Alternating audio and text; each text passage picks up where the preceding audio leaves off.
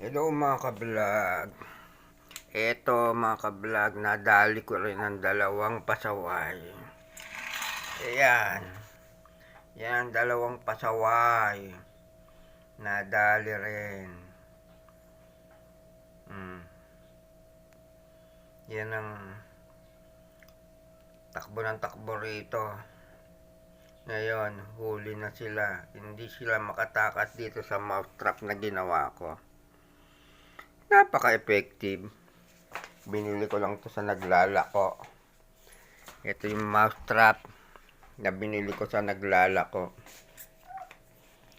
Ayan. Mousetrap, sticky mouse board. 20 pesos lang ang bili ko rito.